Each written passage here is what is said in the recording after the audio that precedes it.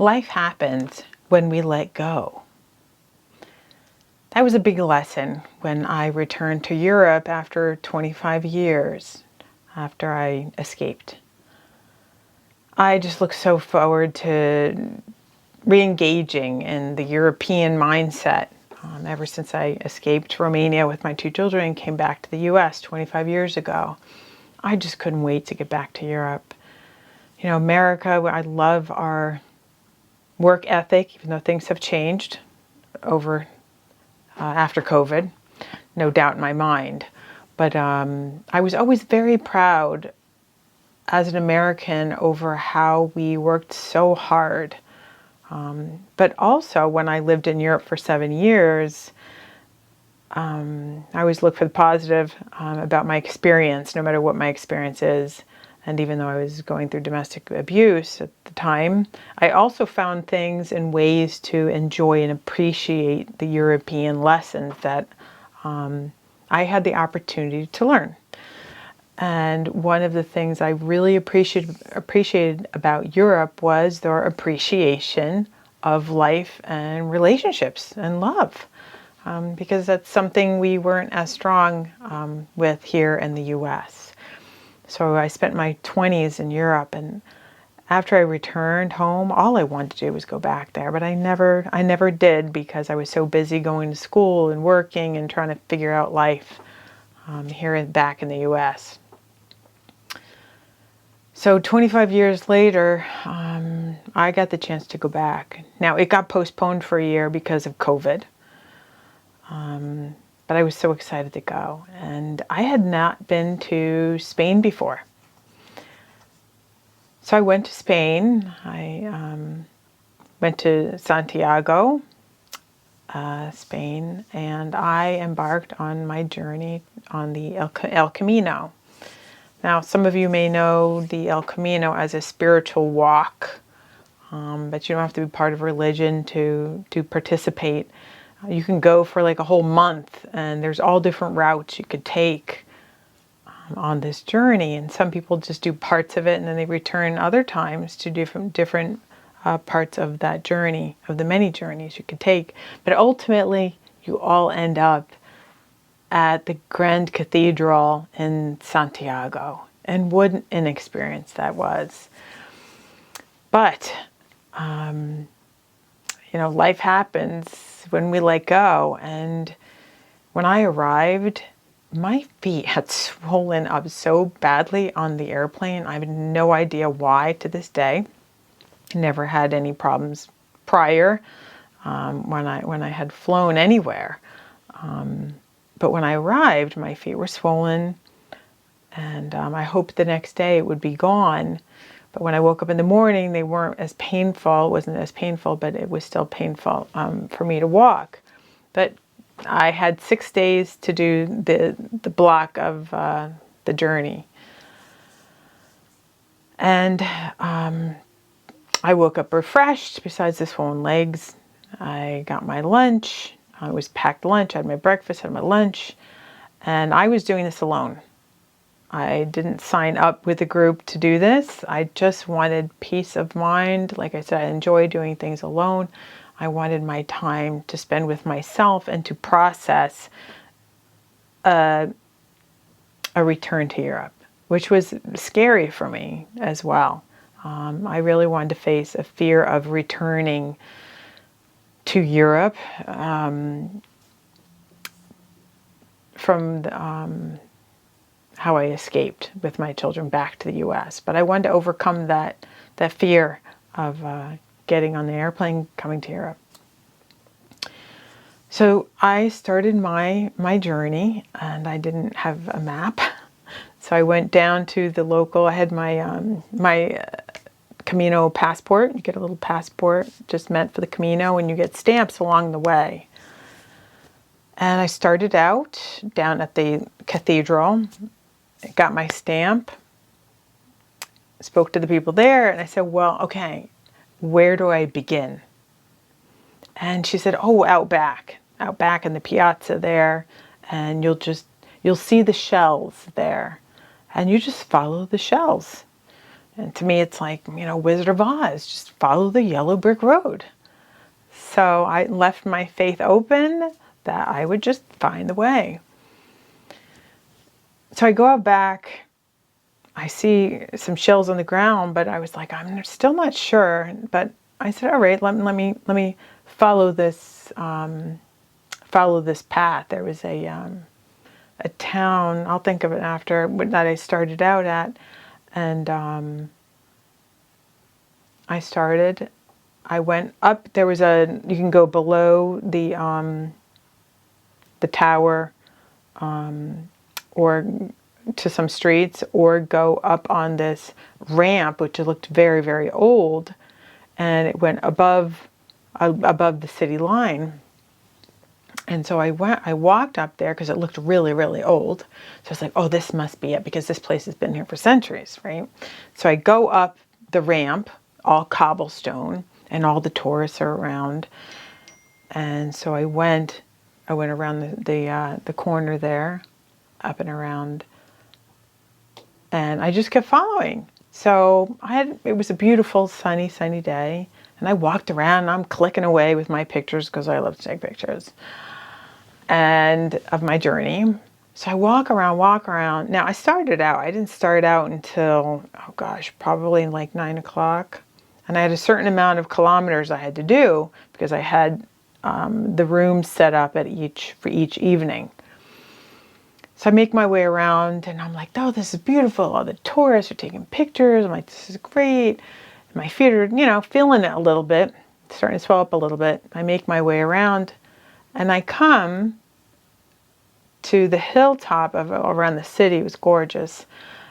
And I look at this church, and I said, oh, look at that church. So I was like, okay, I have to get a picture of that church. So I take a picture from the top, and then I walk down the ramp, and I'm like, oh my God, I am in the same place that I started at. Okay. All right, so let me go back in the church and say, where's the beginning of this journey? Because somehow I'm back at the beginning. And she says, oh, you just go out back. You'll see the shells on the ground and the cobblestone, and you'll see other people, and you just follow and go in the direction of the shell. So I go outside, I look at the shell very closely, and I said, okay. I went up the medieval looking ramp. I went and did the whole wall around the town and ended up back here, but I'm going to look at the shell and try and go in a direction and go underneath the wall of the city. So I walk through the little overhang, and I come out to a street that opens up into one lane, but there's 3 different roads to take at this intersection. So I was like, okay, I saw another shell outside, so I was like, okay, it's kind of next to the wall, underneath the wall. So I go out and I take a left. And I walk, I'm thinking I'm on my journey.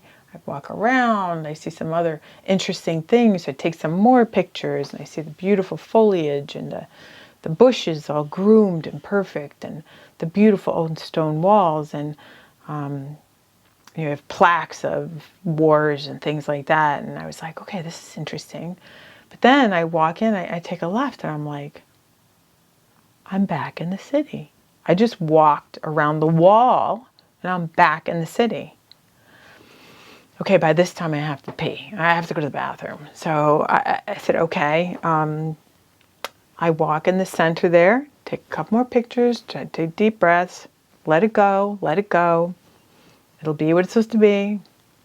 So I walk up into the tourist booth, and I got a map from her, and I said, city map, and I said, what am I supposed to do here? How do I get out? She says, go to the cathedral behind me, and you go out through there. So I used the bathroom, collected my thoughts about me, and my third time, I'm back in the piazza behind the cathedral.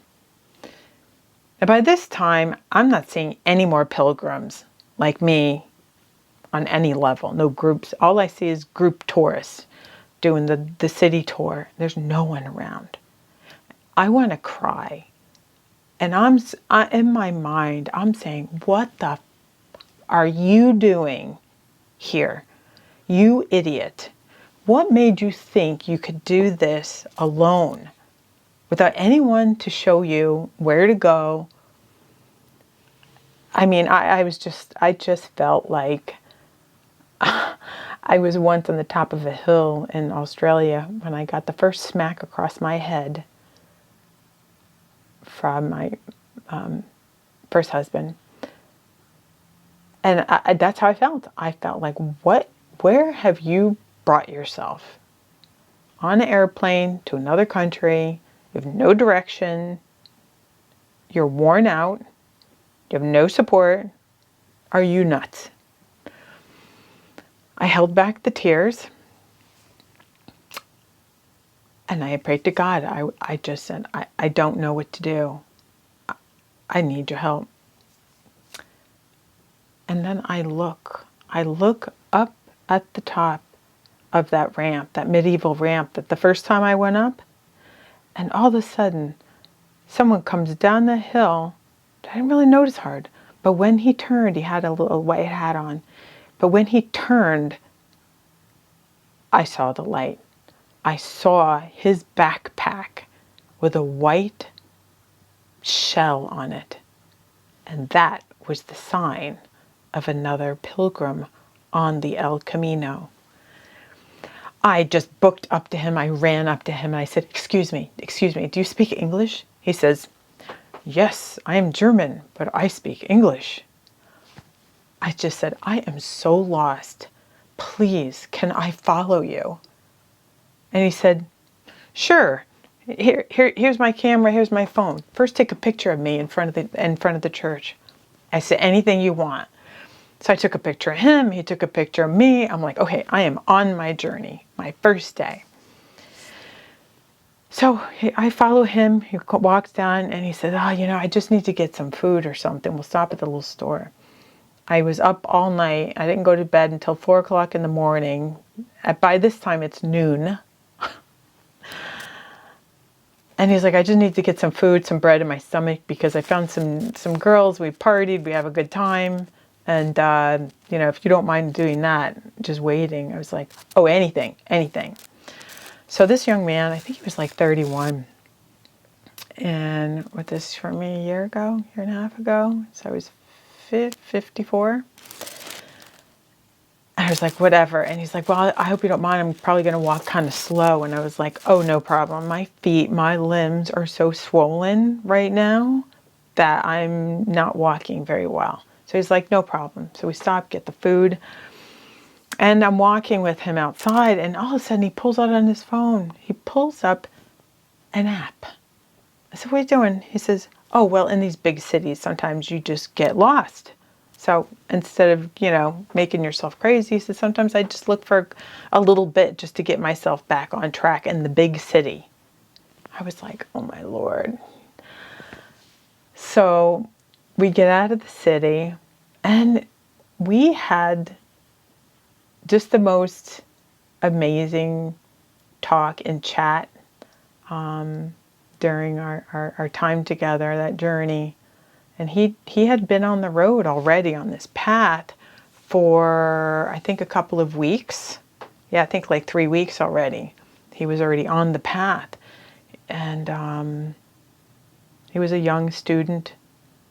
And he was just learning his way. And he shared with me that he suffered from anxiety and some depression. But this walk was helping him build his courage, because each day and each moment he would just kind of let things go and see that everything would be okay somehow. But he just would let things go during this journey and build his courage. And he said he just had more strength in life. So I shared with him my story about my past, about abuse and having to escape with my children from Europe, and how I was coming back after 25 years alone to find peace and reconnect with my own, just myself, that part that was lost of myself when I was 21. So I was just really looking to rediscover that as he was looking to discover his confidence. And we just had a great time together. And he showed me on his hand that he gave me a pen, a permanent marker actually. And he said, write on my hand over what someone else wrote, write no say. So no say is, I don't know. I said, why do you want, he said, everyone I encounter and I spend time walking with, he said, I have them do this, write no say in their own way. Because that's what this journey is. That's what life is. We just don't know what things will be.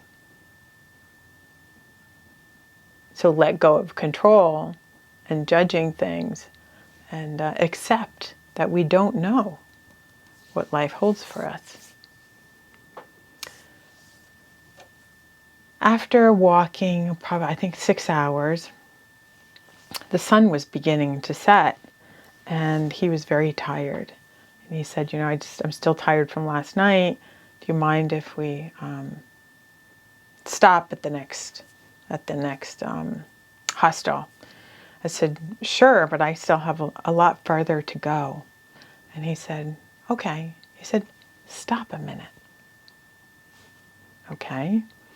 He said, unbuckle your backpack and lay it down. So I thought about that and I hesitated. And then I let it go. And he took off his backpack. And he reached out and he just hugged me.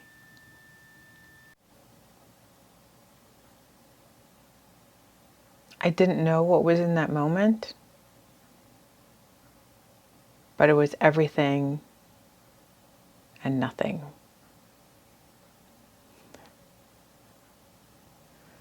Once we let go and went back and picked up our backpacks, we continued our journey. And we had times of getting a little lost on our path, realizing it, and together turning around and walking all the way back to the path until we found our way that we shared. And a couple hours later, we had reached our destination. We reached the hostel, the last one, and the sun was starting to set. We knocked on the door. The woman there in charge said they had one space left, which the young man said, great, I'll take it. I'm hungry too. And she was going to give him dinner. And this is probably around 6 o'clock in the evening. By this time, with the sun setting, the woman said, well, you know, I don't know if you really want to go forward. Maybe we can figure out something and kind of squeeze you in. And I said, no, I have my journey. I have to continue on. The young man said to me, well, you could always hitchhike if it gets really too dark and you're concerned, just hitchhike. And the woman said, no, you can't. She said, because you're going to be walking through a forest of eucalyptus and then through farms. You're not going to see any cars in your journey. I said, well, I have to move on. I have to move forward. I'll be fine. So I said goodbye to the young man and farewell. And I made my way up through the hill, in through the eucalyptus forest. There was no one around, nothing. I would stop and just hear nothing, just the the shimmer of the trees, of the leaves, and continue walking down the hill, over and down the hill. And then the sun was really, was setting a bright orange, and then I came upon, at the bottom of the hill over the forest, I came down upon farms, and I stopped as the sun was in its final stages of setting. I stopped and took more pictures of cows. You take a lot of pictures of cows on the El Camino. And I said farewell to them, and I just walked through the dark, and there was a crescent moon that helped me on the walk on the dirt road, and then finally at some point onto some pavement. But I was getting a little worried at this point. I was like starting to talk to God. I was like, okay, this was a great, amazing day. But I think it would be, my feet are in so much pain. I mean, I was hobbling so badly at this point. I just thought, you know what, if nothing happens, I'm just going to sleep behind a bush, and I'll sleep with my backpack over me, whatever. And because I'm in so much pain right now. So I just kept walking and trying to listen and see, and there were no cars. Finally it was, pavement, but there were no cars, just fields of farms, and you could hear cattle and was, cows in the distance. And then I prayed to God, and I said, God, isn't there someone out here that needs to do a good deed for a stranger? And it's like, oh, I gave up. And all of a sudden, I hear noise behind me, and I see the flash of a light. And there was a little car that pulls up beside me, rolls down his window, and he says something to me in Spanish. Now, I don't speak Spanish, but what I did was I pulled out the app on my phone, and I showed him the picture of the place that I'm going to, the destination, and he just said something I didn't understand. And then he pointed to the door, and he's like, waved me to come in. So I reached for the back door handle, and it was locked. So I looked at him, and he's saying, come in, waving me in. So I reached for the passenger door to open, because I'm on the passenger side of the door of the car. And I pull open the door, and I just sat down quickly in the seat, and I put down that backpack right over my body, which it was heavy. I can't remember how many pounds that thing was. But I put it on my lap, and then I noticed the little cross dangling from the windshield. I said, Lord, I don't know if this means anything, but I'm really counting on you that this is a miracle. I shut the car door, and we drove into the dark with just his lights, and he drove quickly around the twists and turns, and no idea where I was going. And it looked like it was probably maybe another 6 or 7 kilometers to go. But we made our way to the next town, and he pulled into a hostel. And that is a similar name to what it showed on my picture. But before we got out of the car, I insisted, and he kept saying refusing, but I insisted I gave him some cash for the gas and the time that he spent helping me to get here. And we both got out of the car, and we went inside, and he spoke to the woman at the desk there, and she's like saying, no, this is the wrong place. This isn't what you want. So we left, and I went out to the car, and I said, thank you. I can handle this. I will figure out my way. Like, it's okay. No, go home. And he wouldn't leave. So he insisted that I get back in the car and go with him to finish the journey. So I got back in the car, put that backpack right back laid it on my body, and shut the door, and we were off into the darkness once again.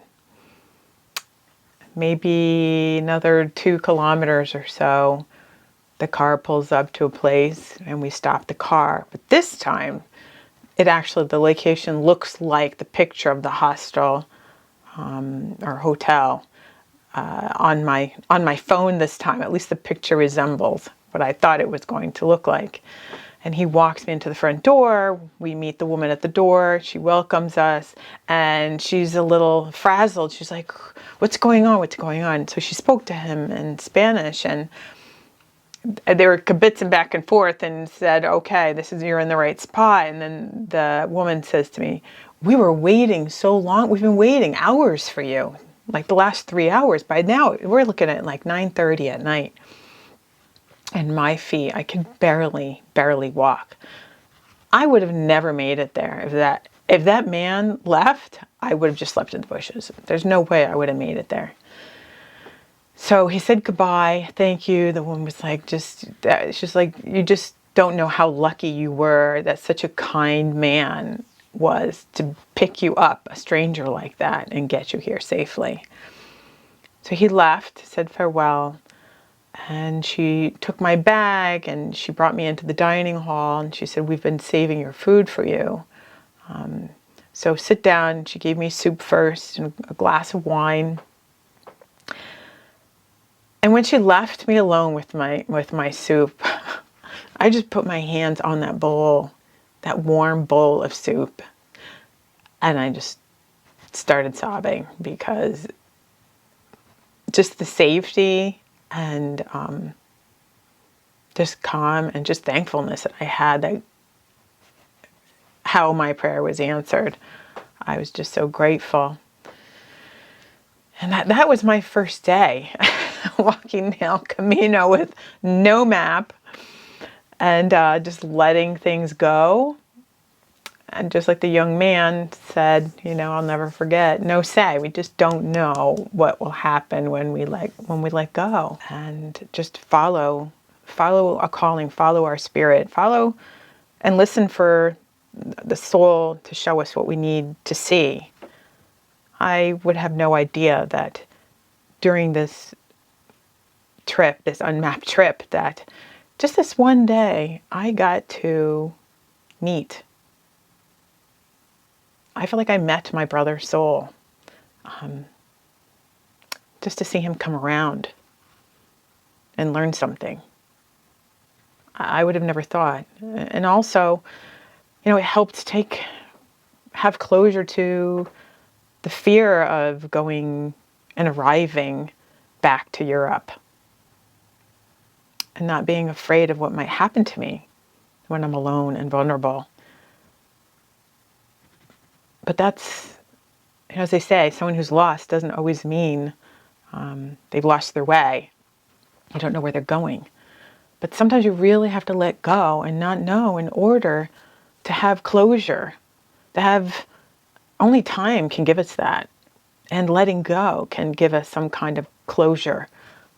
It's usually not the way we want it to be, because our fantasy mind will create is something that we've seen on TV or in a book or something like that. But when you give up the expectation of what your story will turn out to look like, and even relationships or contacts or losses or I don't want to say gains, but gifts, you just don't know what kind of thorns or roses you'll receive in the end. But if you stay and keep your head in the game, at some point, when you give up control, you'll see something beautiful flourish out of that. So don't put confines on what that will look like. And I hope to see you on the other side. Thank you.